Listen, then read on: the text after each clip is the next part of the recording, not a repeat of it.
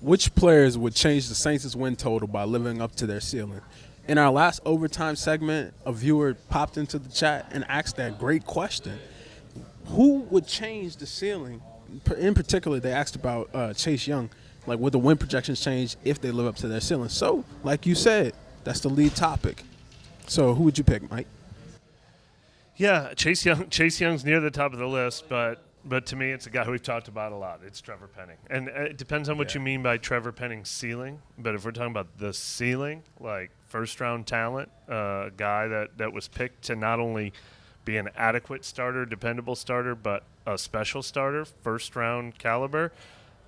If you told me Trevor Penning was going to play like even Andrus Peat or better, I'd probably be much, much, much higher on this team. I don't know if I'd give him 2 extra wins, but I'd probably be picking him to win the NFC South if I felt like there was something good happening at left tackle instead of a like terrifying, unknown at left tackle.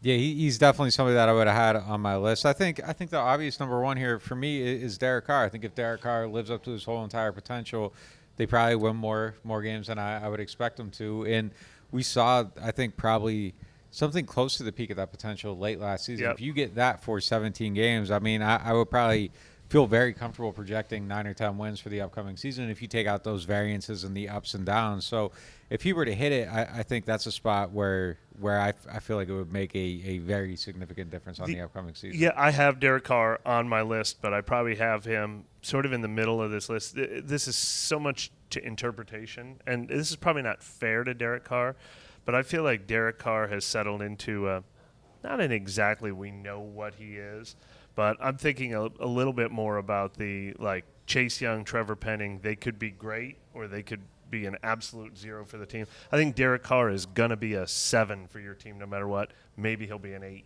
That's the only reason why I would. But I agree, nobody's more important to the fate of this team than Derek Carr. And when he was playing at his best, what did they go down the stretch? 4-1 over the last 5 games. If you go 4-1 during every 5-game segment, then you're one of the best teams in football. If Derek's a 7 though, and you get him to a 10, I think that really does make a high significant difference. I don't really have anybody else on my list. For me, it was Trevor Penning, Derek Carr, and Chase Young, and those are the only guys that I really feel like can change the season entirely. Like if Paulson Adebo plays, like you already know. I don't think that there's a realistic change in Cam Jordan, so that's not even one that I'm considering on my list. I just don't see anybody else where there's a massive difference. There's like a little bit of like I had Kendre Miller on the fringe a little bit. But I don't know that Kendre I have an obvious number 2. Changes the whole entire season. I have an obvious number 2. It was Penning or Marshawn Lattimore. But that's more about Marshawn Lattimore playing than it is playing better. It means he's healthy, and it means he hasn't left the team. This is a wild statement, but like I don't know if Penning or Lattimore coming or going changes anything I think about the team because they overcame it so easily last year. They plugged the guy in there. They have better players now.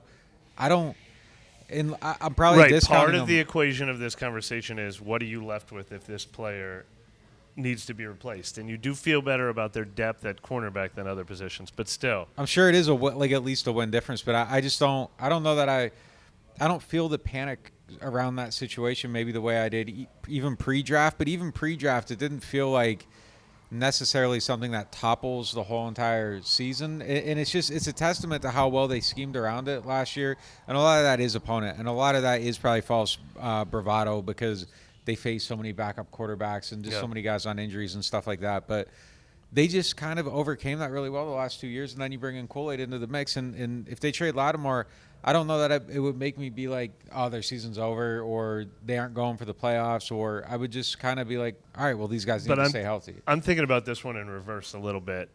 I'm at 8-9. We did our predictions the other night. Me and Brandon were both at 8-9. You were at 9-8. And I said, kind of feels like the same thing we've been seeing. 3 years in a row now. They won 9, they won 7, they won 9. And I'm picking some guys that I almost consider I'm not factoring them in. But if you told me, no, you're getting 17 games from Marshawn at Marshawn's peak, I'm like, oh, shoot, maybe that's a 10-win team. That's fair. Like, I think they can continue to be what they've been without Marshawn. I think Marshawn makes them better. I guess for me, like we're probably in the same place. Like I feel stronger about the 9 I said with Marshawn than without. But I don't know that I drop it to 8 or I move it up to 10. Like it's just I go from like a maybe 9 to a strong 9. So it's probably about the same thing. It's kind of how like, we. It's like kind of if Michael 0.75. Thomas. It's kind of how we felt about Michael Thomas the last couple of years. We're used to him not being a factor, but if he became a factor, boom! Oh, the best player on the team is playing. Great. B, we haven't heard from you yet. I agree with you. I think if you could get Penning going and have him usable. Oh, he's the biggest one on the list. Yeah, if you could have Penning usable, then you move the needle completely. I wouldn't say 2 games. I could see why you were reaching towards that level, but I agree with the level where you dropped back down just to like a 1-game difference of, okay, Penning is usable. We have 5 usable offensive linemen. Throwing a 6th, you have a squad. What is Penning? What is the perfect Penning? What do you mean? What is the perfect Penning? Like in this exercise, what is peak Penning? Peak. Well, that's what I was saying about reaching their peak being the definition.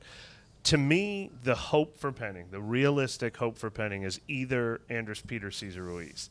They looked like, oh, this was a wasted first-round pick. They're not going to be useful at all. To, okay, they're useful. They're actually helping this team. Like, that's realistic. But one step further than that is, oh, what if he's also way better than that? What if he's an actual first-round pick? So he's Pete or Cesar Ruiz, I add a win. If he's true for Tristan Wirfs, I had 2 wins. You know what I mean? Yeah, no, I think I agree with sure. that.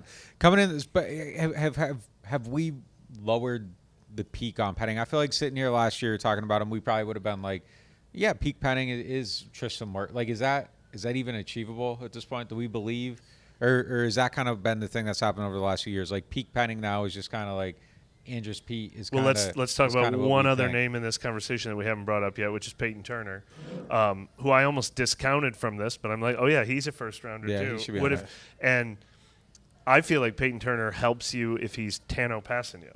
Like, just get him on the field and get him in the rotation. But what if he starts playing at the level that Carl Granderson played at last year? Or what if he starts playing at the level that Marcus Davenport played at when he's healthy? It's kind of the same conversation for those guys. What if they're actual first rounders? Not only can they be on the team and get in the rotation, what if they're special? And I think we've probably eliminated the possibility in all of our minds that we're not even talking about that. We're not even talking about what if Peyton Turner is Carl Granderson. We're talking about what if Peyton Turner can get on the field. Yeah. But the fact that those guys are first rounders, it's that is sort of like the Chase Young conversation. Like, oh no, what if this guy is like the 3rd best player on the team? With Chase Young, not just getting on the field, but being actually special. I feel there's more possibility with Peyton Turner than with Trevor Penning, and it's probably because Peyton Turner's been injuries and Trevor Penning's like inability, is straight up inability. So I kind of feel like the ability for Peyton Turner, like if Peyton Turner matched Carl Granderson, I don't know that I would be shocked by it.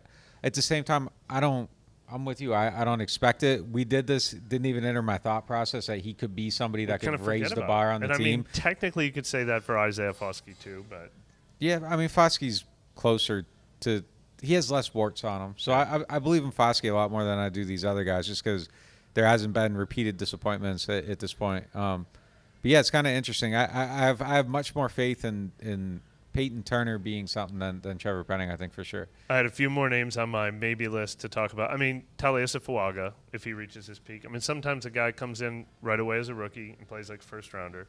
If he's special, if he's that special, anyone on the offensive line. I have Nick Saldiveri on here too. Like, any offensive lineman that like comes in and kills it, like, I'm picking them to go 8 and 9 mostly because of my fears on the offensive line. So if you give me somebody really special on the offensive line, I don't know if we're allowed to talk about Clint Kubiak in this conversation. But yeah, that's literally who I was going to go with, but I was like, nah, he's not a player. Yeah. And then, I put Kendre and A.T. Perry on here. What if they hit it? I had Jordan Howden in here. I don't know that I'm hitting adding win totals for that, but I do have one more name. And I'm going to talk about this guy every time I can, is Taysom Hill. If they figure out how to get the best out of Taysom Hill, I'd sure love to see it.